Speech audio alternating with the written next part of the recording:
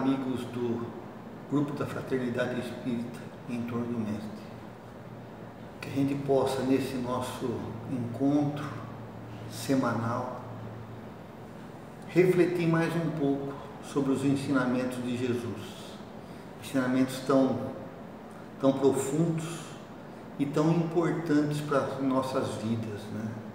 Que a gente tenha, então, nesse nosso contato, o amparo da espiritualidade maior e que, no momento em que nos estivermos ligados, eu e você que me assiste, possamos também estarmos conectados com o supremo amor de Deus, nosso Pai, que a todo instante nos fortalece, nos provê com todas as nossas necessidades, né? E que nos dá condições de vencermos o homem velho que ainda existe em nós e nos transformarmos, fazermos com que brilhe a nossa luz. Então vamos hoje dar continuidade a essas reflexões e vamos falar de duas parábolas que Jesus nos deixou, né? Que são a parábola do grão de mostarda e a parábola do fermento. Eu vou primeiro ir ao Evangelho segundo o Espiritismo, no capítulo 8, numa mensagem do Espírito João Evangelista, quando ele nos fala que o capítulo 8 deixai vir a mim, que venham a mim as criancinhas, né? O item 18, nesse capítulo 8, que é bem-aventurados os que têm puro coração. O Espírito fala assim para a gente, são chegados os tempos em que, explicados os erros, se tornarão verdades. Ensinar-vos-emos o sentido exato das parábolas e vos mostraremos a forte correlação que existe entre o que foi e o que é. Olha que bacana. Vão nos mostrar, os espíritos vão tentar mostrar para a gente, eles vão mostrar, nós temos que tentar entender, né? Que tudo se relaciona, desde o Antigo Testamento, a primeira revelação, né? Que são as leis mosaicas e os profetas do Antigo Testamento. O Novo Testamento, Jesus, e depois Atos dos Apóstolos, né? As epístolas de todos, de Paulo, de Pedro, né? Até o Apocalipse de João, onde termina o Evangelho, né? O Novo Testamento. E aí nós vamos ter na terceira revelação, que é quando esse Espírito da comunicação, e é ele, João Evangelista, que coordena os trabalhos, além, é lógico, do Espírito de verdade, né? Mas João Evangelista é o primeiro a assinar no Livro dos Espíritos. Então ele é aquele que ficou incumbido de reunir a espiritualidade superior e trazer novamente a mensagem. E ele nos fala que ele vai fazer com que a gente entenda o sentido exato das parábolas, né? Para mostrar essa correlação entre tudo o que nós temos de religiosidade no Antigo Testamento, no Novo Testamento e agora com a nova revelação, a terceira revelação, que é o Espiritismo. É o seguinte, gente, no Velho Testamento, Emmanuel tem uma, eu não lembro direito como é que é assim, os termos, né? Mas ele fala assim que o Velho Testamento é os homens sofridos batendo a porta do Pai. E o Novo Testamento é Deus abrindo essa porta para que os seus filhos amorosos fossem recebidos. É mais ou menos isso. Eu não sei direito como Emmanuel, em que livro está isso aí, né? Mas é bacana então que, Emmanuel já correlaciona Antigo Testamento, o homem em busca de Deus, né? E Novo Testamento, Deus respondendo, porque Jesus é o Evangelho. Jesus é a resposta de Deus à busca dos homens, que no sentido simbólico do Antigo Testamento, fala-se que o homem vivia no paraíso, Adão e Eva viviam no paraíso e não aceitaram as orientações divinas. Preferiram ter um governo, um reino dos homens e não um reino de Deus. Então nós podemos pensar assim que se a gente fosse resumir toda a Bíblia, né, Antigo Testamento e Novo Testamento, em uma frase, por exemplo, a gente poderia dizer assim, ó, que o Antigo Testamento e o Novo Testamento, ou seja, a Bíblia toda fala do reino de Deus, ou o reino dos céus, né? Os antigos não usavam o termo Deus, porque está dito lá na Torá, não usaram o nome de Deus em vão, então eles usavam reino dos céus. Então esse é o resumo de toda a Bíblia, reino dos céus, certo?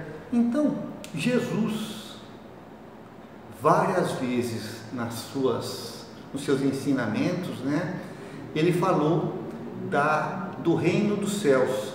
Então ele falou assim, ó, o reino dos céus é semelhante a um homem que semeou a boa semente no seu campo, que é a parábola do joio e do trigo. O reino dos céus é semelhante a um tesouro escondido num campo. Aquela que o homem encontrou o tesouro, foi e vendeu tudo para ficar com aquele terreno. O reino dos céus é semelhante a um negociante que procura boas pérolas. Quando a encontrou, vendeu tudo e comprou aquela pérola valiosa. O reino dos céus é semelhante a uma rede que, lançada ao mar, apanha toda a qualidade de peixes. Parábola da rede, onde Jesus fala que depois os peixes bons são guardados, os peixes que não são úteis são devolvidos ao mar. Outra, o reino dos céus é semelhante a um proprietário que saiu a raiar o dia para contratar trabalhadores para a sua vinha. Parábola da vinha, dos trabalhadores da vinha. O reino dos céus sempre, ó, o reino dos céus é semelhante a um rei que mandou realizar um banquete nupcial para seu filho. Mandou convidar todo mundo, as pessoas iam convidar e eram assassinadas. É aquela parábola. O reino dos céus é semelhante a 10 virgens que pegaram suas candeias e saíram para encontrar com o noivo, onde fala das virgens sábias ou prudentes, né? E das virgens invigilantes. O reino dos céus é semelhante a um homem que, partindo para fora de sua terra, chamou os seus servos e entregou-lhes os seus bens. A famosa parábola dos talentos. Esta parábola dos talentos é aquela que os estudiosos falam que ela é o evangelho dentro do evangelho, porque ela é o centro do evangelho, né? Então, a parábola dos talentos é muito interessante. Bom, vamos lá então. Nós vamos falar de duas parábolas hoje, a do grão de mostarda e a parábola do fermento. Eu vou ler para vocês as duas então agora. A parábola do grão de mostarda diz assim, está em Mateus capítulo 13, versículos 31 a 32, está em Marcos também e em Lucas, está nos três. O reino dos céus é semelhante a um grão de mostarda, que um homem tomou e lançou no seu campo, o qual grão é, na verdade, a menor de todas as sementes, mas depois de crescida é a maior das hortaliças, e faz-se árvore, de tal modo que as aves do céu vêm aninhar-se nos seus ramos. Eis aí então a parábola do grão de mostarda.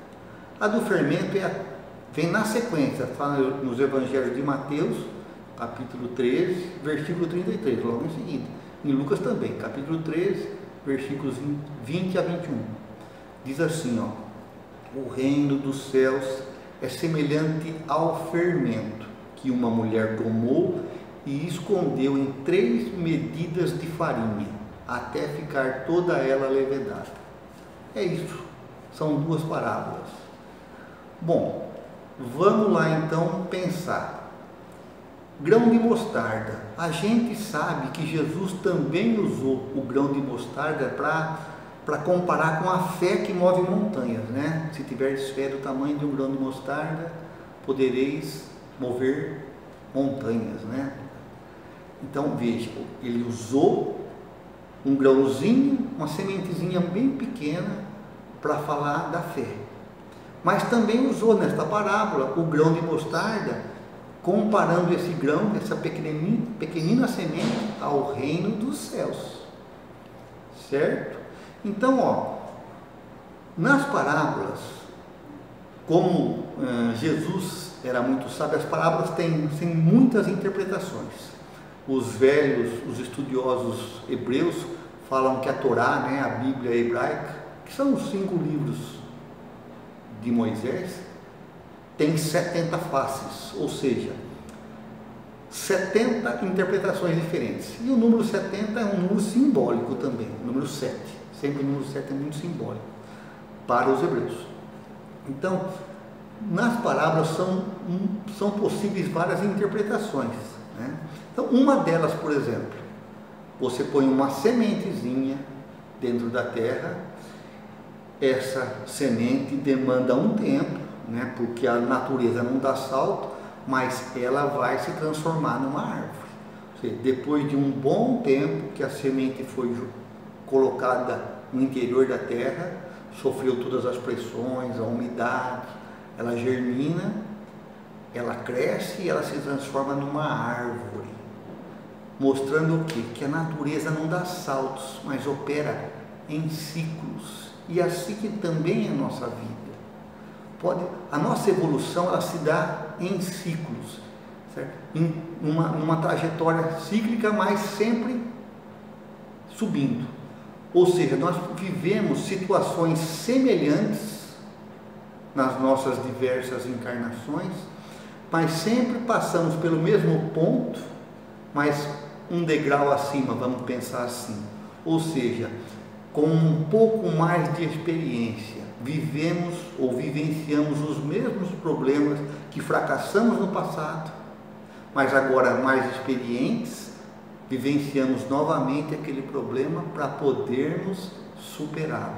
Então veja que bonito, a natureza não dá saltos, mas ela opera nesses ciclos evolutivos que todos nós estamos experienciando, né?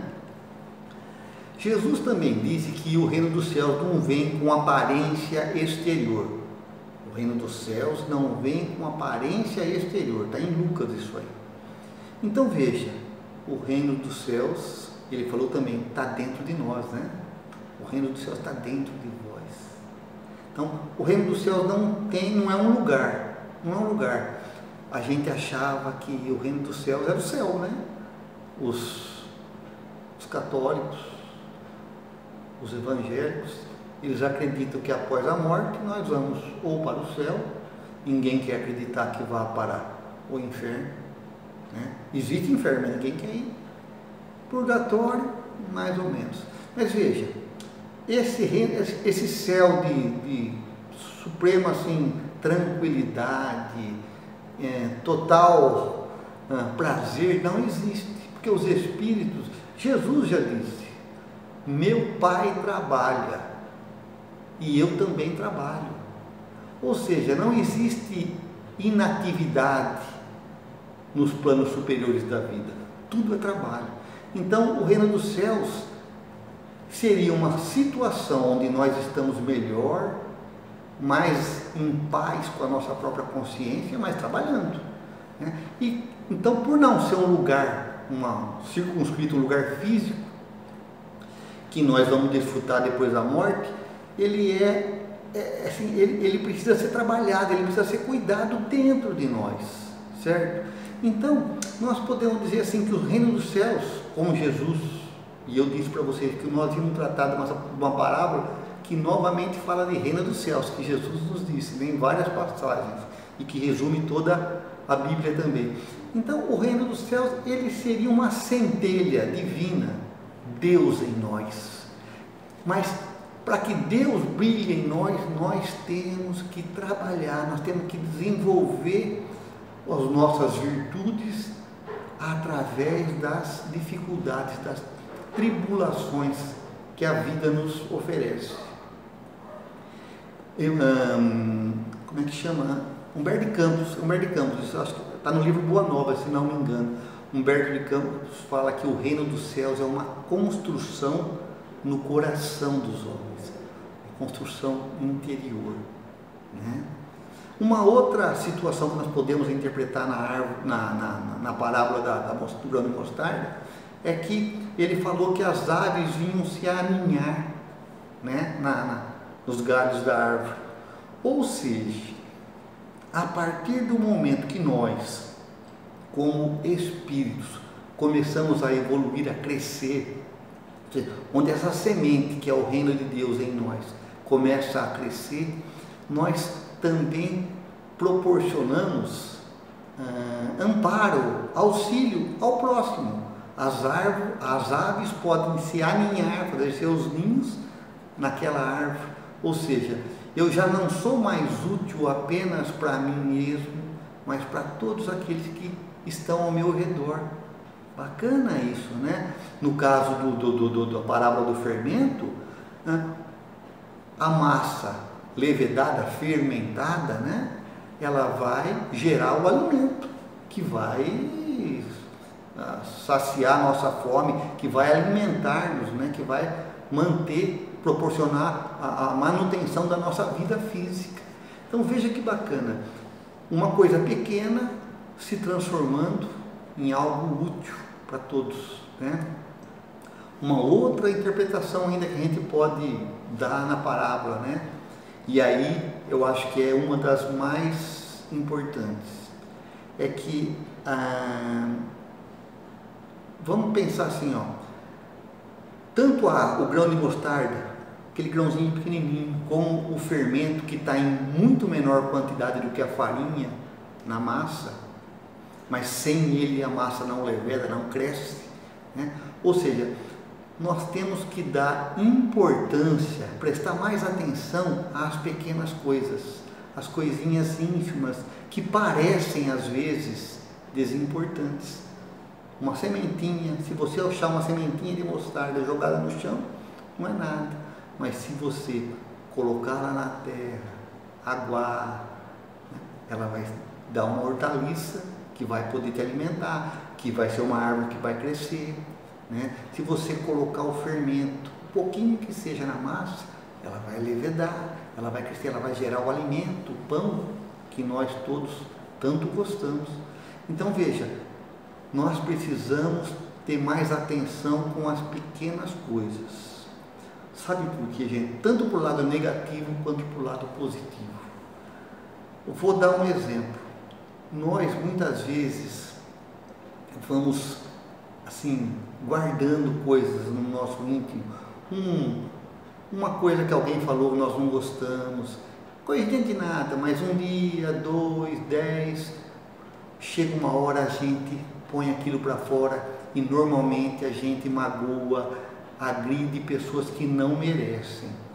Então, por falta do nosso cuidado em ficar trazendo para dentro de nós essas toxinas, né? Essas coisas ruins, a gente acaba num determinado momento se desequilibrando e às vezes causando assim, alguma tragédia, alguma coisa muito ruim no nosso futuro.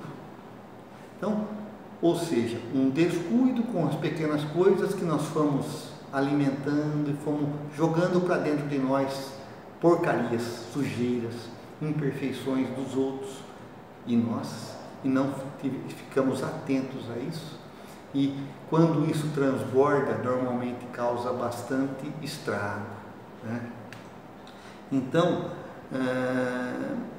eu vou tentar dizer assim, ó, uma pessoa que pensa, sabe assim, recebe uma agressão de alguém, não fala, não reage, mas guarda. Então, num determinado, ela vai assimilando aquelas coisas ruins, ela vai pensando em revide, mas não revida, ela vai se intoxicando. E aí, então, num determinado momento, quando ela reage agressivamente, aquilo não é uma coisa que aconteceu naquele momento, por causa de determinada ação de alguém, mas é uma coisa que ela permitiu que fosse crescendo em si, né? Então, da mesma forma que o reino dos céus é uma pequena semente que cresce dentro de nós, as nossas mágoas, os nossos equívocos também crescem. Então, pensemos nisso. Nada que acontece, quando você vê uma pessoa, por exemplo, gritando com alguém, aquilo não aconteceu exatamente porque aquela ofensa que lhe foi feita gerou todo aquela reação, mas porque ela descuidadamente foi alimentando coisas ruins em seu íntimo. Então, ela permitiu que aquela ideia ruim crescesse, né? Que empolgasse o seu coração e que finalmente tomasse conta da sua vida. E aí ela pode fazer um monte de besteira. Da mesma forma, coisas boas. Às vezes a gente pensa eu sou muito imperfeito, eu não consigo fazer coisas tão bonitas, tão grandiosas como determinadas pessoas. E ainda não fazemos nada. Mas não é assim que funciona. Para que a gente consiga um dia fazer coisas grandiosas, bonitas, belas, agradáveis, úteis, é preciso que a gente faça pequenas coisas, sabe? Em todas as ocasiões que nos forem dada a oportunidade de fazermos um bem, uma pequena ação, uma singela ação, boa, benéfica a alguém, que a gente faz. Porque isso sim, esse acúmulo de boas ações, um dia vai gerar em mim capacidade de fazer uma grande ação. Ou seja, eu não rejeitei as pequenas oportunidades de fazer o bem. E isso foi me capacitando para, em determinado tempo de minha evolução, pode ser nesta encarnação, pode ser uma encarnação futura, eu seja capaz de realizar grandes feitos. Emmanuel tem uma mensagem chamada Fermento Espiritual, onde ele fala assim, falando de deixarmos germinar em nós coisas, né, as coisas. Ele fala assim, pensamento é fermentação espiritual. Em primeiro lugar, estabelece atitudes. Em segundo, gera hábitos. E depois, governa expressões e palavras, através das quais a individualidade influencia na vida e no mundo. Veja, pensamento é fermentação espiritual, ou seja, quando pensamos, nós estamos gerando ideias, seja para o bem, seja para o mal, mas isso vai se acumulando em nós, vai gerar hábitos. Se eu tenho o hábito, por exemplo, de me revoltar com qualquer coisinha que alguém fale, vai gerar em mim o hábito da revolta sempre. Mas se eu crio um hábito de ser mais paciente, de ser mais tolerante com as pessoas que talvez não sejam tão agradáveis ou que não sejam assim, que não me satisfaçam, né, com as suas ideias, com as suas palavras, se eu desenvolver a tolerância, a paciência, é um hábito positivo que eu estou gerando, né? E se eu gerar esse hábito positivo da paciência, da tolerância, mais adiante eu vou ter mais equilíbrio, né? E isso vai governar tanto as minhas expressões, ou seja, as minhas reações, como as minhas palavras. E isso vai me fazer uma pessoa melhor. Então é importante a gente pensar nas pequeninas coisas com mais atenção. Não ficarmos assim tão distantes. Isso não é importante, é pequenininho, não serve para nada. Não. São nas pequenas coisas que unidas formam. Um edifício é feito tijolo a tijolo, não é? Então, um tijolo não serve para nada, mas muitos tijolos assentados, com paciência, com esmero, né, com dedicação do artista, vai gerar uma parede, um edifício. Então, precisamos estar atento a isso. Uma outra mensagem do Emmanuel, né, ele fala da edificação do reino. O nome está no livro Vinha de Luz. Ele fala assim, o reino divino não será concretizado na terra através de atitudes extremistas. O próprio Mestre asseverou-nos que a sublime realização está no meio de nós. A edificação do reino divino é obra de aprimoramento, de ordem, esforço e aplicação aos desígnios do Mestre, com bases no trabalho metódico e na harmonia necessária. Vejam, novamente, Emmanuel nos chama a atenção para que essa edificação do reino de Deus, ela precisa de um trabalho metódico. Não é uma coisa que vai aparecer porque vai cair um raio e a gente vai se tornar um espírito elevado, um espírito puro. Não, é uma construção, é um trabalho de muitos e muitos e muitos séculos. É um trabalho que nós temos que realizar em nós, que exige ordem, né? Esforço, que exige uma dedicação da nossa parte.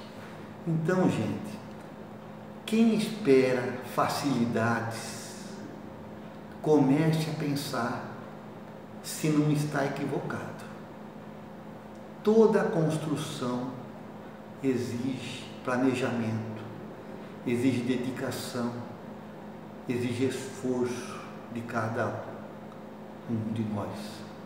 Agora, a construção do reino de Deus em nós, muito mais vai exigir. Vocês vão de convir comigo.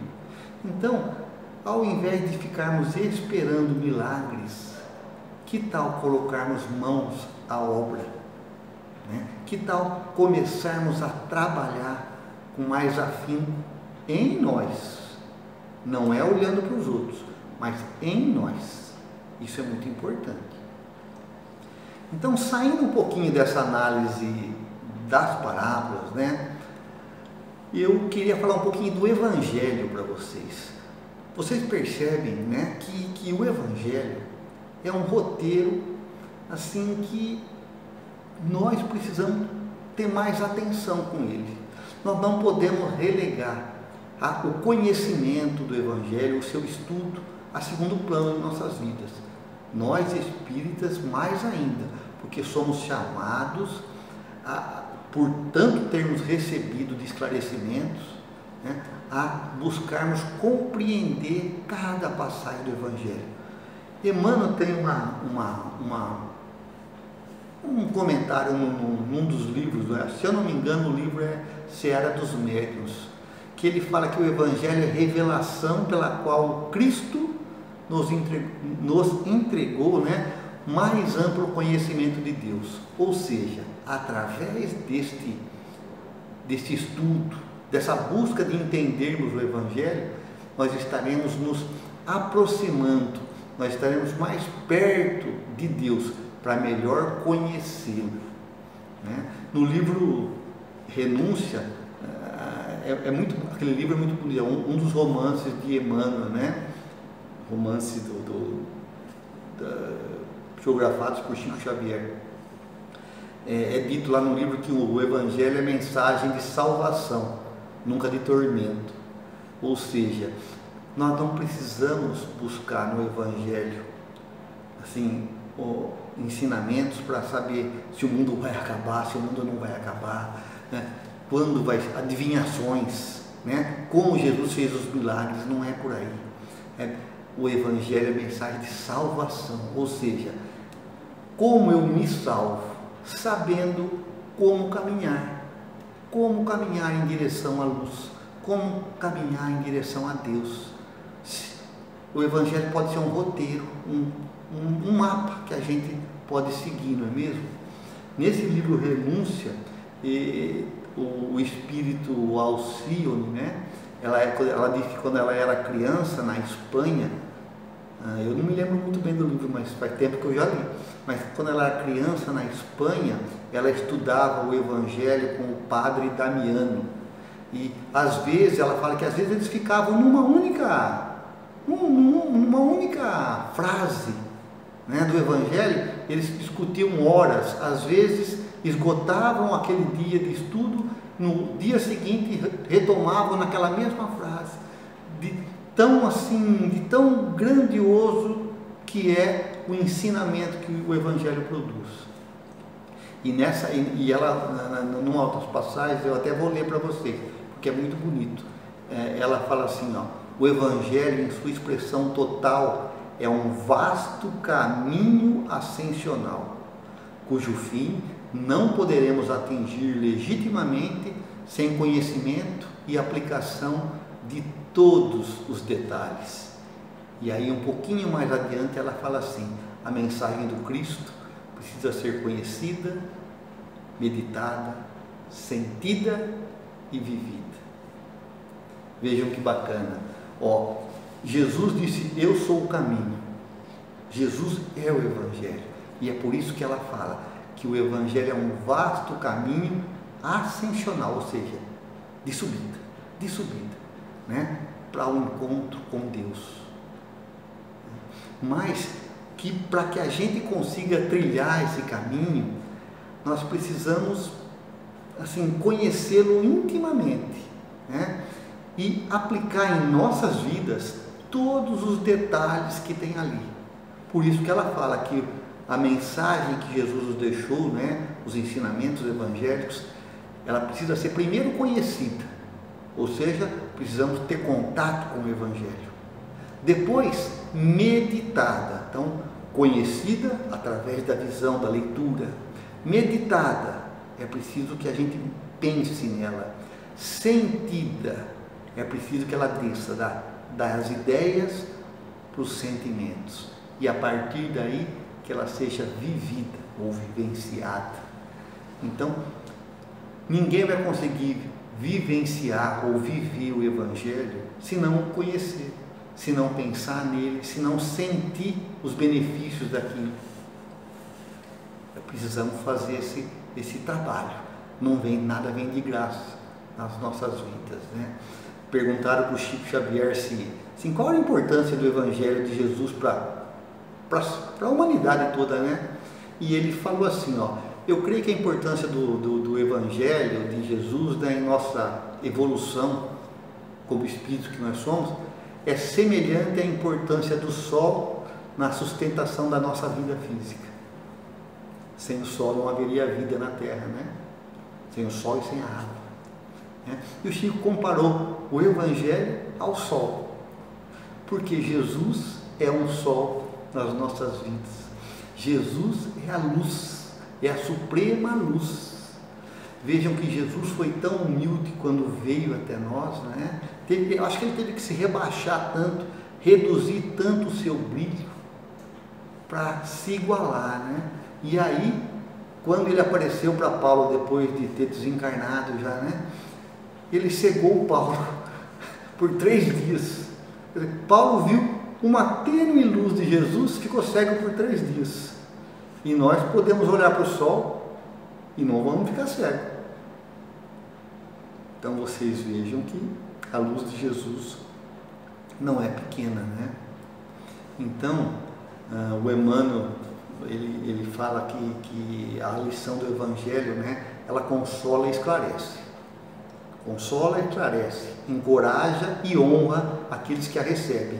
Mas se ela não for usada, não for praticada, não adianta nada. Ou seja, nós precisamos conhecer, nós precisamos meditar sobre aquilo, nós precisamos sentir. E aí sim, quando a gente começa a sentir, a gente passa a viver daquela forma. É importante.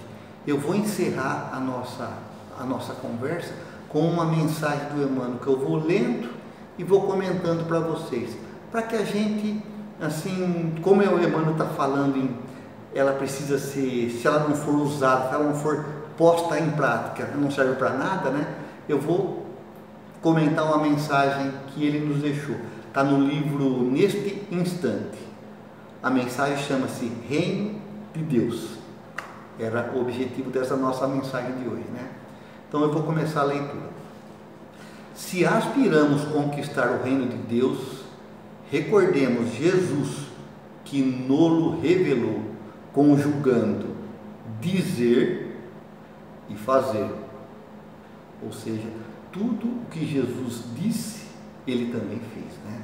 Então, continuando com Emmanuel, ele fala assim, ó, ensinou o Divino Mestre, faze aos outros o que desejas que os outros te façam, e viveu para os outros, sem nada exigir. Dá a César o que é de César, e a Deus o que é de Deus. E respeitando as autoridades constituídas no mundo, dedicou-se integralmente aos interesses do Espírito. Aqui eu quero fazer uma paradinha. Nós precisamos, todos nós que já reconhecemos que somos espíritos imortais, nós precisamos sim estar valorizando a vida física, cada momento que nós temos aqui, as pessoas que conosco convivem, os nossos afetos. Sim, nós temos que valorizar muito isso. O nosso trabalho, o nosso dia a dia, aquilo que gera renda para nós e que proporciona que nós possamos assim contribuir e cuidar daqueles que foram dados por Deus para ficar sob a nossa proteção, os nossos filhos, por exemplo, né? Os nossos pais quando estão mais velhos. Então, sim, é importante nós estarmos sintonizados com as coisas do mundo, mas nós não podemos esquecer jamais que somos espíritos imortais, e assim como Jesus, né, apesar de respeitar as coisas do mundo, como quando disse, dai a César o que é de César, mas ele não deixou de dizer que é preciso também dar a Deus o que é de Deus, ou seja, dedicarmos-nos integralmente aos nossos interesses espirituais. Mas vamos lá, continuando então com Emmanuel. Quem se humilhar será exaltado, e ninguém se apagou até hoje quanto ele, para que a infinita bondade se destacasse. Foi assim que fez Jesus, não foi? Como eu tinha dito, ele apagou a sua própria luz, ele se humilhou, deixou se pôs como um igual a nós. Quando alguém disse a ele, bom mestre, ele disse assim, por que dizes que sou bom? Bom somente o Pai que está no céu, mas disse o bem, mestre, porque mestre eu sou. Ou seja, olha que lição importante, ser humilde não é se fazer pequeno, ser humilde é ser quem você realmente é. Ele falou, eu não sou bom, porque bom só Deus, mas mestre eu sei que sou, porque eu sei mais que todos vocês. Ele sabia disso. Então ser humilde, gente, não é se fazer pequenininho, não é fazer de conta que você é pequeno, não é falar de maneira mansa, baixinho, é ser quem você é pôr assim as suas virtudes em benefício dos outros. Isso é ser humilde, tá bom? Mas vamos continuar então com Emmanuel. Quem procura ser o maior, seja o servo de todos. E nas mínimas circunstâncias, colocou-se invariavelmente no lugar de quem serve. E aqui mais uma lição para nós, né? Aquele que quiser ser o primeiro, ser o servidor de todos, né? Por quê? Porque quem se acha, né, numa posição de superioridade com relação a alguém, tem sim o dever de ajudar aquela pessoa. Então, o professor, ele não pode fazer de conta que ele sabe menos que o aluno. Não, ele é professor, ele está lá para ensinar o aluno. Então, ele tem que ensinar. Agora, o professor, quando vai aprender com outro professor, vai fazer um curso, por exemplo, ele tem que ter a humildade para saber que quem está dando aula naquele momento sabe mais do que ele. E é assim que é. Então, quando nós quisermos nos colocar numa posição de evidência, que seja pelo serviço ao próximo e não por nos vangloriarmos de aquisições ou de valores que talvez não sejam os maiores, né? Fiquemos atentos a isso. Vamos continuar com Emmanuel. Não saiba a tua mão esquerda o que dá a direita, e ouvido algum jamais lhe escutou qualquer expressão de elogio a si mesmo. Ou seja, outra vez Jesus não se vangloriando dos seus valores, né, da sua superioridade diante de nós, sempre se mantendo sereno. Continuando, não é o que entra pela boca que torna o homem impuro, mas o que lhe sai do coração. E banqueteou-se com criaturas consideradas desprezíveis, acordando-lhes o sentimento para a realidade superior. Ou seja, gente, às vezes a gente fica muito preocupado com questõezinhas pequenas. Isso pode, isso não pode, isso é certo, coisas assim. Quando ele fala do alimento, né? Esse alimento é impuro, não pode, aquele alimento pode. Olha, às vezes é melhor a gente não ser, por exemplo, vegetariano, ser carnívoro, mas quando falar, não falar mentira, não falar besteira.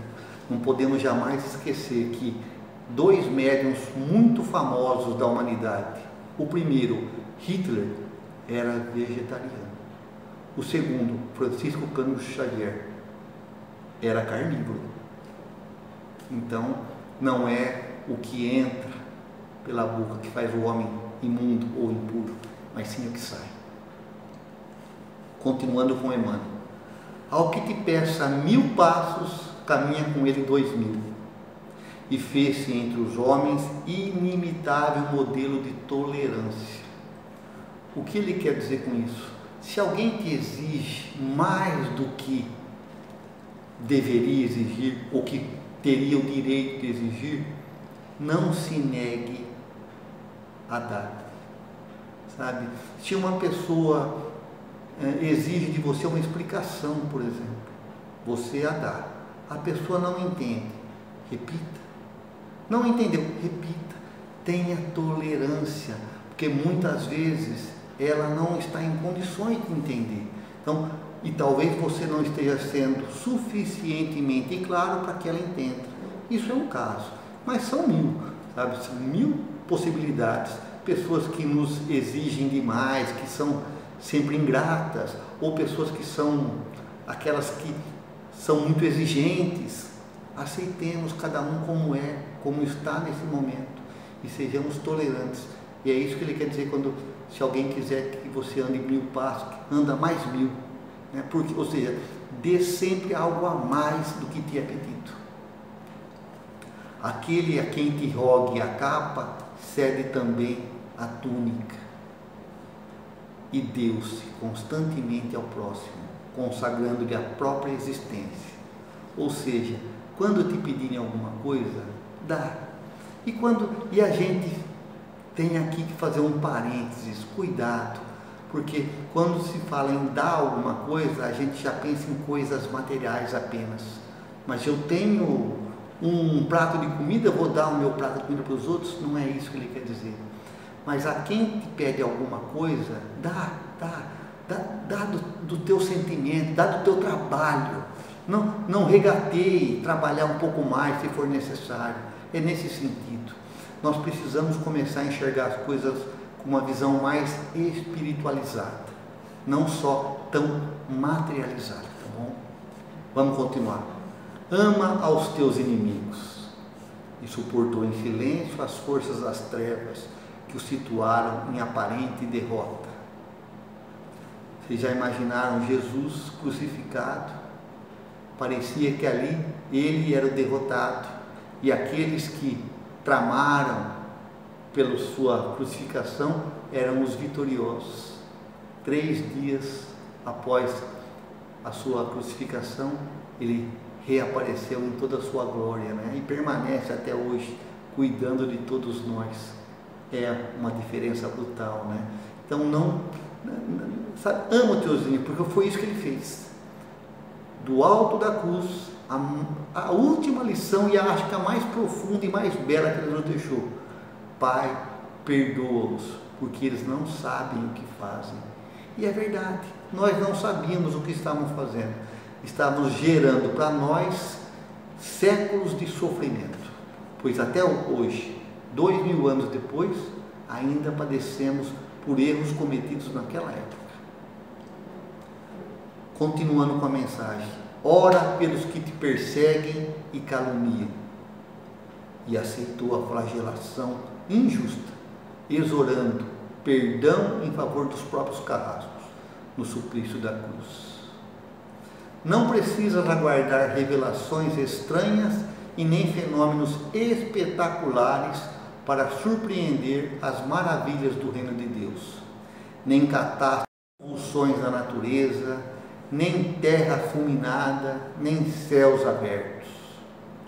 Ou seja, aqui Emmanuel já nos mostra que o mundo não vai se acabar.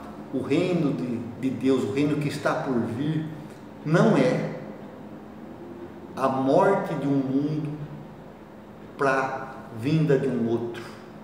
Ou seja, como o final dos tempos, né? Como dizem o juízo final. Não, é uma mudança que ocorre primeiro em cada um de nós, e nós nos transformando, estaremos transformando as pessoas à nossa volta.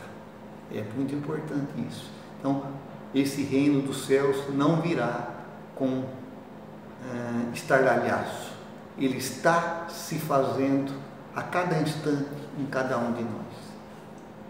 Vamos continuar então com a mensagem. Tudo pode alterar-se a teus olhos se tens a luz por dentro de ti. E além disso, a qualquer momento, a verdadeira vida pode trazer-te a grande mudança. Nosso problema será sempre construir na própria alma a perfeição que reclamamos nos outros. Não nos esqueçamos de que o Evangelho vem preparar no mundo o reino do bem que Jesus anunciou, e o próprio Jesus foi suficientemente claro, asseverando que o reino de Deus está dentro de nós. Ou seja, meus queridos irmãos, não nos esqueçamos que nós precisamos trabalhar aqui dentro todas essas virtudes. Por isso que a gente possa refletir, primeiramente conhecer o Evangelho, meditar sobre ele, refletir, pensar, sentir esses seus ensinamentos na nossa vida, para que a gente possa vivenciá-lo. Como disse Jesus no Evangelho de Mateus, no Sermão do Monte: buscai primeiramente o reino e a sua justiça, e todas essas coisas vos serão acrescentadas. Que a gente possa então meditar sobre isso, que a gente possa refletir sobre a grandeza da mensagem evangélica, dos ensinamentos exarados pelo Cristo, e que a gente possa, nesse exato momento, unir as nossas maiores emoções, os nossos melhores sentimentos, rogando a Deus que derrame por sobre toda a humanidade as suas bênçãos. Que esse Evangelho que Jesus nos legou possa chegar a todos os seres da terra, encarnados e desencarnados, e que as luzes do nosso Mestre Nazareno possam iluminar corações e consciências, para que a gente, no futuro, possa se abraçar nesse reino que nós tivermos construído em nossos corações. Fiquem com Deus. Muita paz a todos.